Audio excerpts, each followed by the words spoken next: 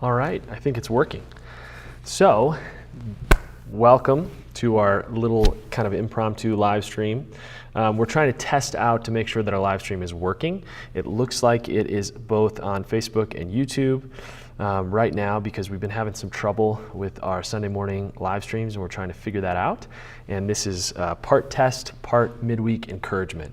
So, hopefully you guys can see me, that it's working out well. Let me check Facebook, make sure we're on there, and YouTube as well. And looks like we're streaming all right. Yeah, looks like we're live on both. Perfect. All right. Well, this is trying to go to show that we are committed to continue to live stream even though we are outside. We want to continue to live stream for those of you who cannot make it or maybe are uncomfortable with gathering with the group right now. So we're gathering outside so we can distance and gather safely, but I know that some of you might still be feeling a little uncomfortable with that. So we're going to continue to live stream, and this is a good sign that it's all working well.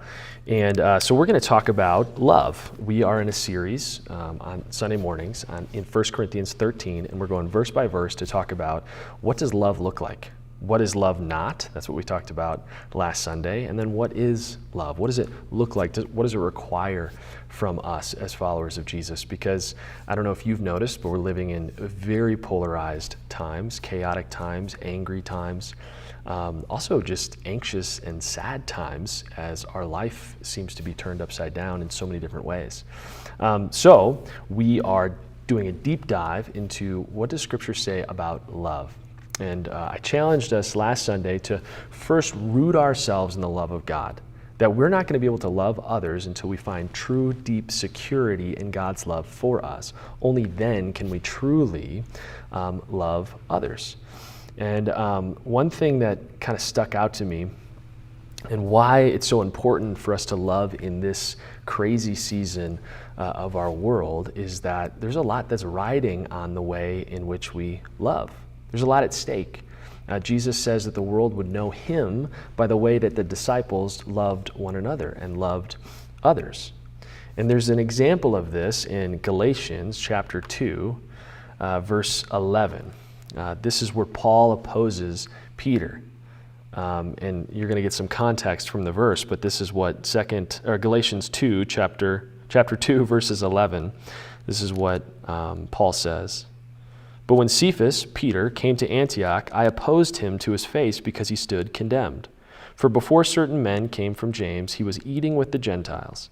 But when they came, he drew back and separated himself, fearing the circumcision party. What Paul is saying is that there are some men that came from the church in Jerusalem under the teaching of James. Now, James wasn't teaching this, but there was a certain group of what Paul calls the Judaizers, where they're trying to force new Gentile Christians to conform to all of the law. And Paul is saying that through Christ, he's fulfilled much of the law that they're talking about here, and they're not bound to that. They're not. That's not what justifies them. But these Judaizers are basically teaching that to be justified, to be saved, to be redeemed, you have to follow X, Y, and Z, including circumcision. So that's what he's talking about with the circumcision party.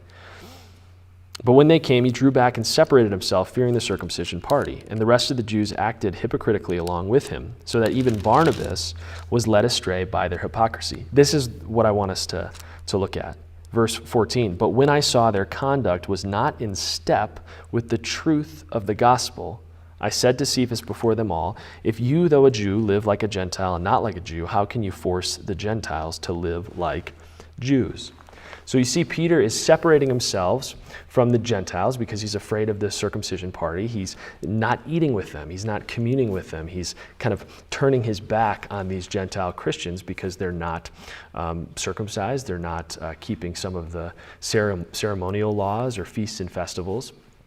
And so he's decided to separate himself from those people. He's not acting loving toward the Gentile Christians. And Paul is saying what you're doing, the way in which you're living, is not in line with the truth of the gospel. Now that's a profound line from Paul. saying it's not just you believe the gospel and you're saved and now do all these right, good Christian things. Yes, Jesus has commands, and yes, Scripture has all sorts of things that it requires of us, but our whole life should actually reflect and respond. Our whole life should reflect the gospel as a response to the world around us. That when they see us, does our life reflect the gospel? Are we living our life in line with the truth of the gospel? That Jesus died for us while we were still in our sin, while we were still dead to our sin. Jesus died for us. Now, do we treat people like Jesus treated us while we were dead in our sin? Do we offer grace? Do we offer forgiveness? Are we patient and compassionate? But do we also rejoice in the truth and not evil?